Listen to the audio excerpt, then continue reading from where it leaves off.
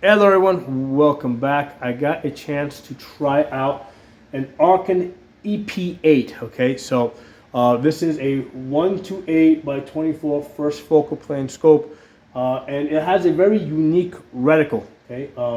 It's a reticle that is it specializes in being able to range estimate off the size of a man. Okay, so it gives you this bullet drop compensator over here, and I think that this reticle is the thing that makes it stand out. Okay, so first let's quickly talk about the hardware, the scope itself. Okay, so it is a 1:8 by 28. Okay, first focal plane. So it's a 34 millimeter tube. I like 34 millimeter tubes. They're a little bit heavier because it's a larger tube. But the eye box is a lot more forgiving. So if your head's a little bit off to the sides, you know, you can get away with a little bit more before you start seeing that scope shadow, okay? So I like that it's a 34 millimeter tube. I'm a big fan of 34 millimeter tubes, even though they add a little bit more weight. On the hardware side, my main complaint is that it's a 1:8 instead of a 1:10, okay? I really would have liked this if it was a 1:10. I've already got two scopes that are 1:10. I'm not going back to a 1:8. Okay, so now here's the thing: when you have like a 1:10, a lot of people will say, "Hey, that eye box is even less forgiving, right?" Because your head has to be like in a perfect position so you don't see scope shadow. Well, the nice thing about this is because it's a first focal plane, if you're shooting in an unconventional position, you could just dial it back to 5 or 6 or 7, right? And then you know the eye box is going to be a lot more forgiving, and because it's a first focal plane, the value of the reticle, right, the measurements, the bullet drop, is going to be true in all magnifications. Okay, so that's what I tell people when they say, hey, if you get too much magnification, you know, the eye box gets too tight. I'm like, yeah, so if it's a first focal plane, that's not an issue. Just dial it back to wherever you need to be. So my thing is, if I need to take fast shots on the first focal plane scope, I don't dial up all the way. Okay, I'll dial up, you know, halfway. Let's see, on the 1:8, even on the 1:8, I'll dial up halfway if it's a first focal plane, and then the bullet drop and everything is going to be accurate. Now, if I'm shooting distance, if I'm shooting 500-600 yards, yeah, obviously I need to get a lot more stable, right? If I'm shooting that type of distance, so I've got, you know, I'm not going to be shooting 500-600 yards unless I've got the time to shoot 500-600 yards where I can get myself into a stable position, you know, dial up the magnification to max, you know, get my head in the perfect position, you know, hold my breath, you know, watch my trigger squeeze, okay? So that's all the stuff that's happening when you're shooting at longer distances, right? So you got the time to get your head in the right position. If I'm shooting, let's say 100 yards or 200 yards where I gotta get fast shots off, yeah, I mean, the max I'll usually shoot that in is 3x, okay? So the good thing about the first focal plane is that you can dial it down so you get a more forgiving eye box, and your bullet drop is gonna be true, okay? So you can use your bullet drop, okay? So I wanted to briefly talk about the hardware. Now let's talk about the software, which is basically the reticle, which to me is like the heart of the, you know, it's actually the most important part of an LPVO, right? Because my thing is like I've got I like using a red dot with a 6x magnifier, which works great. Okay, so my thing is, if I'm going to be using, and here's the thing, with the red dot with the magnifier, I have the option of being able to remove the magnifier and run with a lighter rifle. So if you've got an LPVO on, now you're stuck with 1.5 to 2 pounds on top of the rifle. So my thing is, if I'm going to be putting 1.5 to 2 pounds on top of the rifle, what am I getting extra versus a red dot in the magnifier? Okay, so in this case, I'm getting an extra 2 magnification. You know, my 6x magnifier versus max 8 magnification. It's like, for that extra 2, I really wish this was a 10x. Okay, so yeah, I mentioned that earlier. So now, here's the thing: if it was just magnification, I would say, yeah, I'm going with my red dot 6x magnifier, okay? But this reticle gives you a lot of information, right, that the red dot and magnifier doesn't give you. So first of all, one of the things I liked is that when you're in one power, right, you get an outer circle. So all this information that you see here, when you're in one power, shrinks down to that tiny little dot there, all right? And then there's this big outer circle, right? Because right now, if you look over here, this outer circle here is like out here, right? So if you're up in X magnification, if you're up in 8 magnification, it's outside of your field of view, okay? If you zoom into 7 magnification, this outer circle here is going to appear like on the edge over here, okay? So at 7 magnification, it's right on your edge. At 8 magnification, the outer circle disappears. So when you're in 1x, this appears like a multi-reticle, like a circle dot, okay? So in 1x, this works really good, okay? So that's one of like 2 criteria for an LPVO. In 1x, I want it to be basically like to function like a circle dot, right? I want it to be like my red dot, and I don't like dots only. I like circle dots, 65 MOA circle, so I can get on target fast. I can find it, get on target fast, and this Arken EP-8 accomplishes that pretty good. Okay.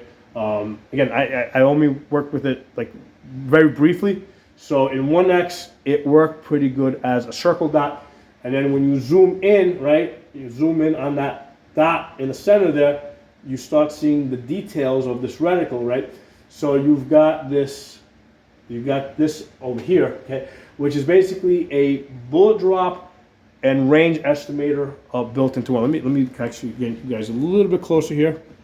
Okay, so basically you got a circle inside of a circle. So all this information is in that little dot there, okay? So you got this an inner circle that's tiny and this giant outer circle that's going to disappear when you're up in 8x. So then beneath it, like you got your range estimating here. So if you have a man, let me get a marker over here, who stands, let's say the size of a man is here. Okay, so basically if his head is here and his feet are here, okay, he's going to be at 400 yards, okay? All right, if your guy is, let me make that a little bit shorter, if his head is going to be here and his feet are here, okay, he's going to be at 800 yards, okay? If, let's say, his head is here and his feet end up here, okay, he's going to be at 600 yards. So this allows you to range estimate off the height of a man and also the chest size, okay? So, now obviously this is a little bit out of scale. So if he is this wide across the chest over here, right, this wide over here, he's going to be at 800 yards. If he's going to be this wide over here, again, obviously this is out of scale. If he's going to be that wide, he's going to be at 600 yards. If he's going to be this wide, right, he's going to be at 400 yards. So you can range estimate off the height of the man and also off the width of his shoulders. And this works good if he's prone, right, because if he's laying prone, again, you can still see the width of his shoulders. And if, let's say, he's peeking up over a rock or something, okay, you can still use this because if all you see is a head, you can figure out, like, okay, I've got the shoulder, I can see the head here. If the head is basically, let's say, this size, what is it going to be proportional, right? Because if you've got, like, let's say this is the size of his shoulders and his head is like that big, it looks like a giant lollipop, that's not proportional. Or if it's tiny, if it's a dot, it's not proportional. So you can proportionally match up the size of his head to what would be a perfect fit for the width of his shoulders, and that can also help you range estimate. So this works pretty good. I like this. I like that it's like right in the scope, like on your reticle. With a lot of other scopes that I've worked with, like I say with for example with the primary arms, the width of the shoulder is in the bullet drop. But then if you're doing the height, that's off to the side somewhere. So this is an interesting design because all that information is right there in that area that you would be shooting it. Okay, so that's interesting. Now they've got these dots on the side here. That's for your wind holes. So they only give you one dot off to the sides because otherwise I think it would just be too, with these right angles here. I think it might be confused. That's the reason. The reason is that it might be a little bit too confusing. So these dots here, if you're using 7.62, that would be a 10 mile per hour. And if you're using 5.56, that would be a 7 mile per hour.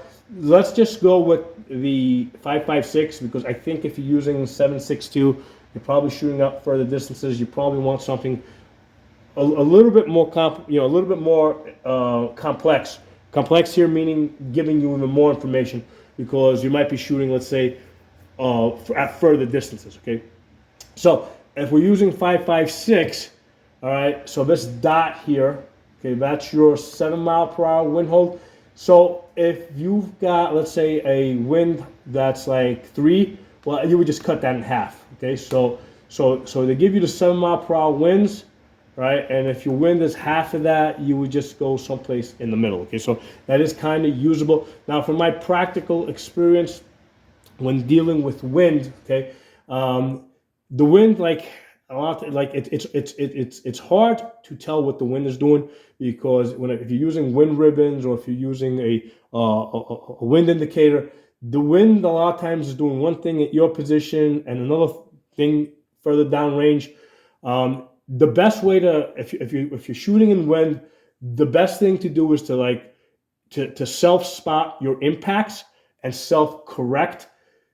And that can be kind of difficult to do on this because this is really not set up for that. A mill grid is probably better set up for that, which is fine. It's just that's not the specialty of this scope. Okay, this is the specialty of this. The ideal place where you would use this scope, I think, is kind of like a World War I type of scenario where you've got like a field that's been like completely blasted out. You don't have many things in the field. Like the only thing that you can use in the field is a man for range estimating. There's no trucks, there's no trees, everything's been blown out.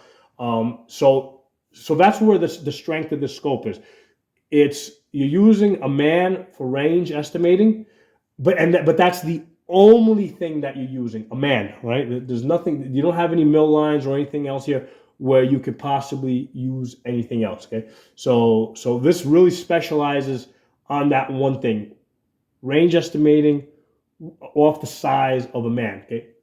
So the wind holds, I think is kind of like an afterthought in this, in the sense that they say, okay, it'd be nice if we could put the winds in. We do have some space over here. Okay, let's put the 7 mile per hour winds over here. Okay, so I think that's the reason why they put it there, is because they just had the space for it. It didn't seem to interfere with anything else, but they didn't want to put anything else because the designer probably thought that it would overcomplicate things, and he's probably correct in that. Okay, the other thing is we do have these little arrows on the side here. That's for leading your runner. Again, that's one of those things where it's like people run at different speeds, and sometimes you can have somebody jogging, you can have somebody running. So this is just kind of like a ballpark type of thing. I think that a lot of times it's better to just try and time your runner. So I've talked about that in other videos. The other thing you can do is just shoot out ahead of your runner.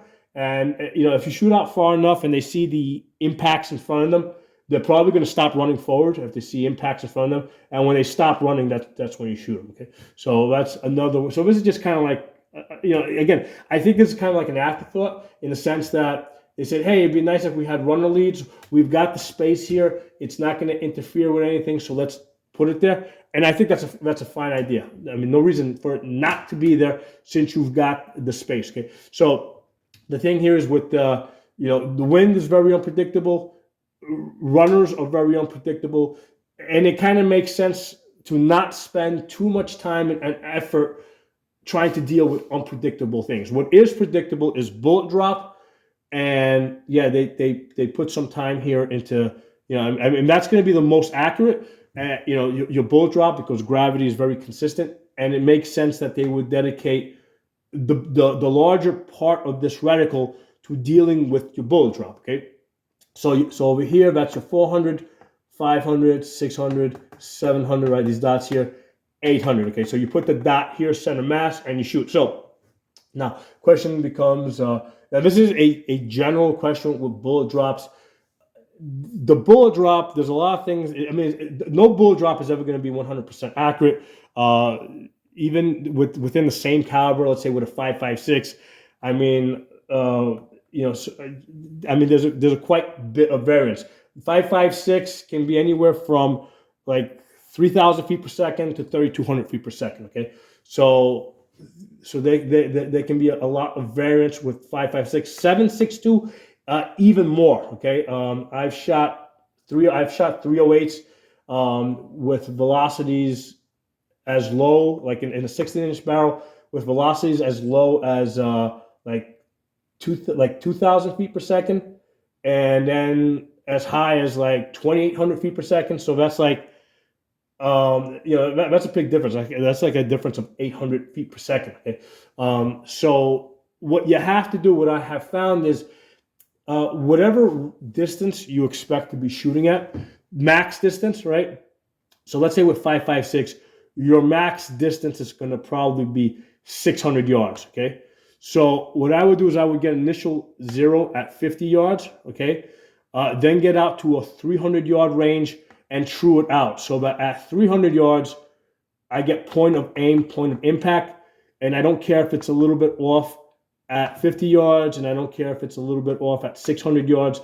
I'll still be able to get center mass. Okay.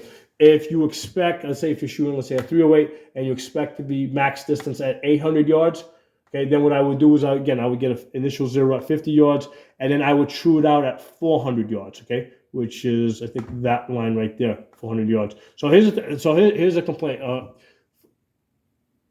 The problem here is that they don't give you a 300-yard line, okay? So the 300-yard line should be right here. Okay, if you got a 50-yard zero, okay, the 300-yard line should be there. And I think they should have given you a dot right there. Okay, the way they have this set up, first of all, if you're truing this out, you can't really true this out at 300 yards. You have to go to 400 yards. But they don't even give you like the center. They should have put like a line or a dot over here so that you can tell where the center is at. Well, actually, the 400 yards, it's right there. It's at 300 yards. They get... Yeah, 400 yards is there. 300 yards is the one where I'm stuck at. Like, where is 300 yards? Is it up here or is it over here? And exactly where is the center? Now, for range estimating off the width of a man, I believe that a man's shoulder should be from this part of the horseshoe to this part of the horseshoe. So looking at this, it's like, I don't know if it's there or it's there. And regardless of wherever it is, like, it's hard to know exactly where, regardless of what the elevation is, then it's a windage question. It's like, okay, where exactly is the center? And 300 yards is a distance that you can expect to be shooting with 5.56, okay? Or even with 7.62. That's a very common distance. I mean, my opinion is that, like, from 300 yards, you can expect to get really good hits. At 400 yards, now you have to spend a little bit more time. You got to make sure that you're a lot more steadier. So there's from 100 yards, 200 yards, 300 yards. That is a whole lot easier. There's a big step up when you go from 300 yards to 400 yards, and then from 400 yards to 500 yards. It gets like a lot harder. Okay, so 300 yards is a very common distance where I think people would expect to be shooting, and that's the weakness of this reticle. Okay, it doesn't give you a good 300 yards. Put it over here. Okay, put it in a circle. It doesn't give you a good 300-yard holding point. Okay, there's no dot there. There's nothing. Okay, and that is a I mean, you can range estimate off the width of a man, but they don't give you anything to range estimate the height of a man. I mean, if this is a standard 65 MOA circle, I know from experience that at 300 yards, I think he's going to come up about 3/4 of the way between the dot and the top of the circle. Okay, if this is a 65 MOA circle, okay, that's where the height would be. Okay, so if that's true, then yeah, no problem. I can figure that out. But then again, there's no dot here or there. It's like, should I be holding here? Should I be holding there? Yeah, that's the weakness of this reticle. Okay, that's the weakness of this reticle right here. The 300 yards. Now, the other thing I would add, if I was to improve upon this, I would recommend, right? Actually, let me get an eraser. Use my finger. Get this out of the way. The 300 yards. Actually, let's put this off to the side over here. 300 yards, and then put questions. 300 yards, because they put a whole lot of effort into like 5, 6, 7, 800. They went all the way out to 800 yards, but they don't, and we're good at all the way to 200 yards, right? Because that's point of aim, point of impact with a 50-yard zero, but they don't give us a good 300 yards. So that right there is the weaknesses. Now, to improve this, what I would recommend, without changing anything here, other than adding a dot, right? Because I like the innovation in this. What I think they should do is just put mill lines here, man.